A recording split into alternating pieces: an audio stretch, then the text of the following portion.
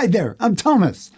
Today I want to share with you my best kept secret for how to change chords smoothly on the guitar. This is from a series of lessons in real guitar success. Enjoy.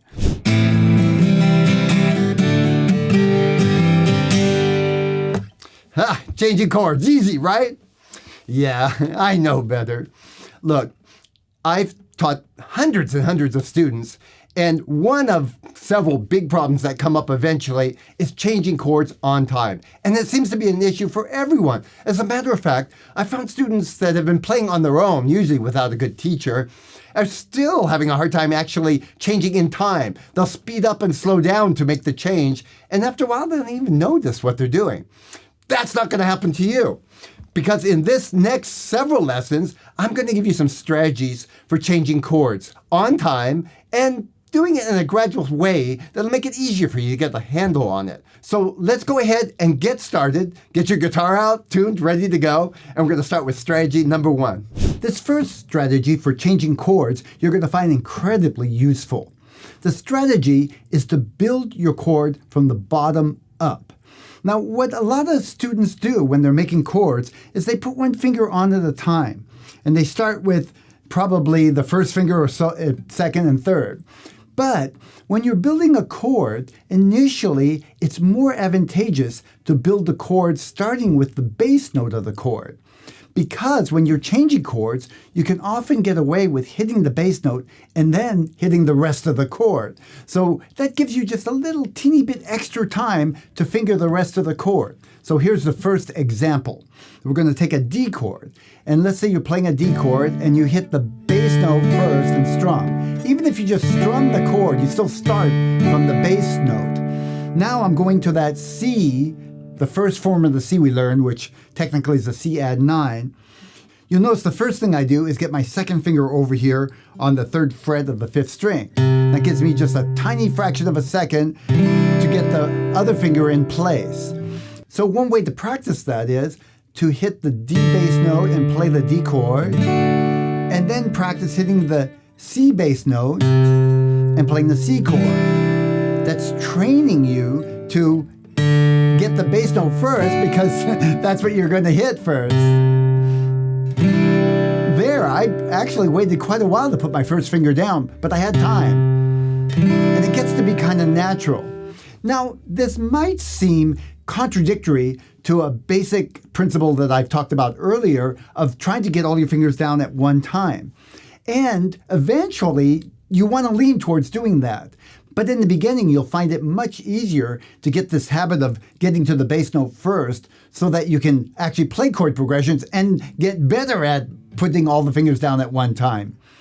There's another chord progression that I want you to practice also. It's from A minor, which uses an open bass note. That's nice and easy. To the F chord, which uses the 4th string 3rd fret. Yes, I'm using that little partial bar. To the A minor and back and forth. So if you practice the A minor and then getting that 3rd finger down first, you got just a little teeny bit extra time to get the other fingers down for the F chord. So again, let's just do it one note and then one note for the bass note. Go ahead and try this with me. A minor. We'll start with the open 5th string. Now play the A minor. Technically, I could even do this. Open 5th string and then place the chord, right? Now to the F chord. I'm exaggerating. You don't want to wait that long, but I was exaggerating to show you. I didn't really need those until I actually strike the rest of the strings. A minor, do it with me, 5th string. 3rd finger. And again, I'm exaggerating. As soon as you get that bass note, try to get the other fingers there. And one more. We're going to choose the E minor, which uses an open E bass note, and moving to the G chord. Try that with me. Low E, fat bass note. Now move that 2nd finger over to get the bass note, right? So one of the processes involved here is kind of thinking ahead. What finger do I need to move and where does it need to go to get the bass note first? So I'm looking at the open E. I need that second finger to get to the 3rd fret. Right? So even though it's a small amount of time, it helps. Look at this. I delayed putting the rest of the chord down just to kind of show you the idea. So I would encourage you to practice those 3 motions. It'll serve to both help you with those chord changes, but it'll also give you this kind of habit, kind of ingrain it in your physicality. It'll actually become a part of you. So I'm often finding myself with more complex chords doing that. I'll get to the bass note first and then play the rest of the chord without even thinking about it, because I have a sense on a physical level that I'm going to have to play that bass note first. So that's where my finger starts to go. You'll get that habit too after a while. The second strategy for changing chords is the principle of minimum movement. There are 2 techniques we're going to work on to achieve this minimum movement. One is called using a pivot finger, and the other is a guide finger. Now, the pivot finger means you find a common finger between chords and leave it where it is and move the other fingers. It could be one finger or even a couple fingers, which I'll show you in a minute. Guide finger means that the finger is going to stay on the same string, but it might slide up a fret or 2, one way or the other. So let's start off with the pivot finger. For that, I'm going to demonstrate using a C chord, kind of a traditional folk style form of the C chord, going to an A minor. Now this is a very common change, which is one reason I picked this. The C chord has 2 fingers in common with the A minor chord, the first finger and the second finger. So to go from the C to the A minor, I take the 3rd finger off and place it next to the second finger to make an A minor chord. Again, to go back to the C chord, I'm going to move the 3rd finger back to the 5th string, 3rd fret, and it becomes a C chord. You can see these first 2 fingers aren't moving. They're pivot fingers. So try this one with me, and then we'll do another one. Start with your C chord. Go ahead and finger it. First finger on the 1st fret, 2nd string. Second finger down on the 4th string, 2nd fret. And then the 5th string, 3rd fret. Okay, let's just strum. Just see it. Don't worry if it doesn't sound great yet. Now take the 3rd finger off and move it over to the 3rd string, 2nd fret.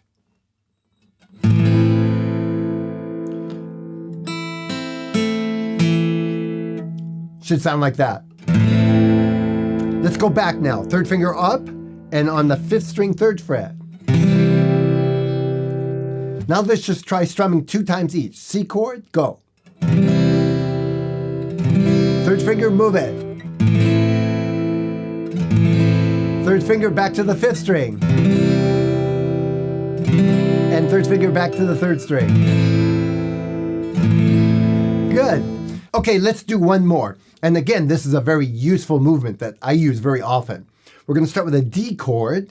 Make your D chord, 1st finger, 3rd string, 2nd fret, 2nd finger on the 1st string, 2nd fret, and in between the 3rd finger on the 2nd string, 3rd fret. Now we're going to move the first 2 fingers into a C form chord. This is actually called a C add 9. We'll use this often. It's a beautiful chord. And then back to the D.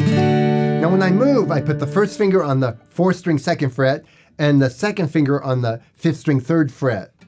Notice it's the same 2 notes that we used in the kind of traditional form of the C chord.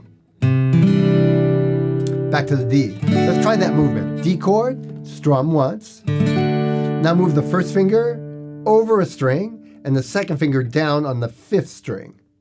Now I did that in order for a reason. It's actually easier for me to just move over and then get that 2nd finger over. Now, ideally, you'll get to a place where the 2 fingers will just go at once. But this is a great intermediate step, and the concept applies to many chords that you'll still use it from time to time.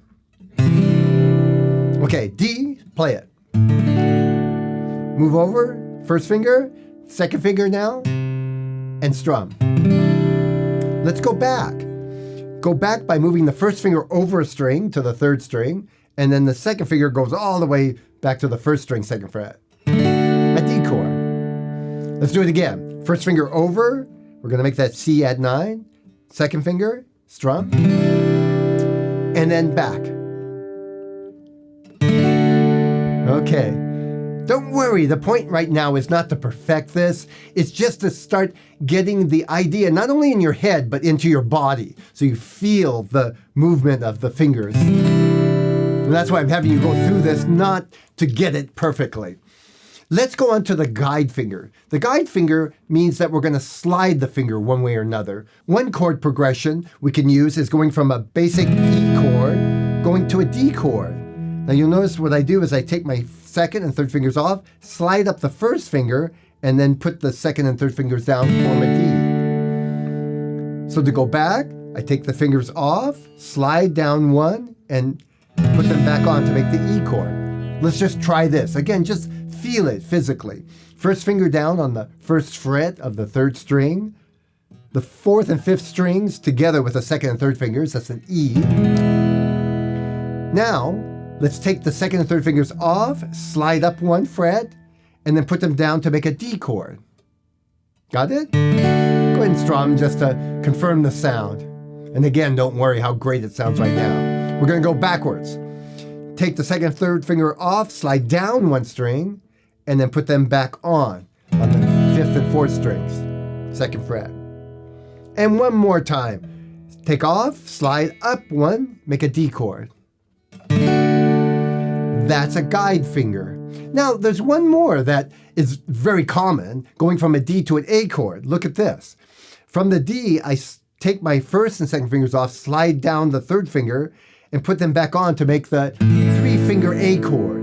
Now, I often use a different form of A, but still, this is a valuable form to know. Then to go back, I take the first and second finger off, slide up one fret, and put the first and second fingers back down. Let's try that together. Start with a D chord. Go ahead and just so you hear the sound. Now take your first and second fingers off, slide down the third finger to the second fret, and put the first and second fingers down on the fourth and the third string to make an A chord. I'm strumming from the fifth string. That's the bass note. And then back up, take the first and second fingers off, slide up one fret, and make a D form. Guide fingers, a very useful technique. It's a great intermediary until you can just get all the fingers down at once, but you'll still find, especially with more complex chords, that as the years go by, you'll still use this idea to get from one chord to another quicker and more efficiently.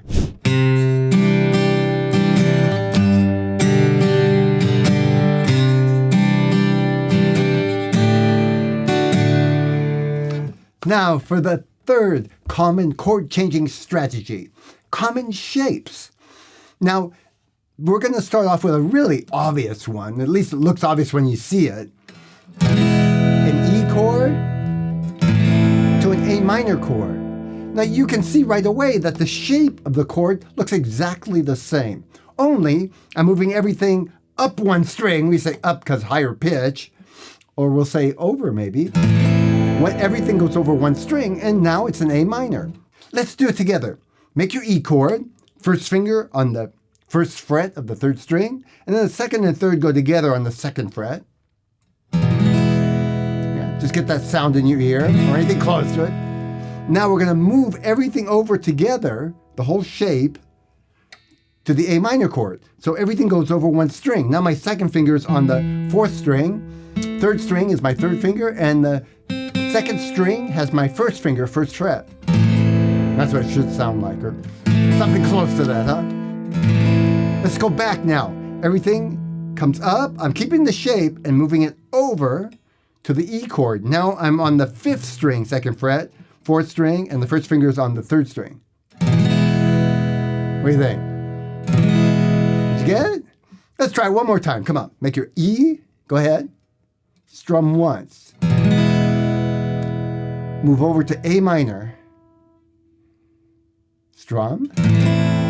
It's okay if it didn't sound right. Fix it a little bit. Now back to the E. Everything stays the same over to common shape. Now here's another one that's not quite as obvious. I'm going to make my C, we'll call it a C add 9. By the way, this is a good time for me to tell you, the C add 9 can look like this without the pinky, or you can put the pinky down on the 3rd fret 1st string, and it's still the same chord. It's kind of a rearrangement of the notes a little bit. But sometimes I put the pinky down, sometimes I don't. Sometimes I'll alternate, actually, to give it some variety, like that. So for now, I'm going to put the pinky down just to demonstrate something. C add 9, going to a G. I'm just going to move the shape of my first 2 fingers over, down 1 string. Now I say down because physically it's up, but it's going pitch-wise down. Now I got my 2nd finger on the 6th string. A 4-finger G chord. Try that one with me. Make your C chord.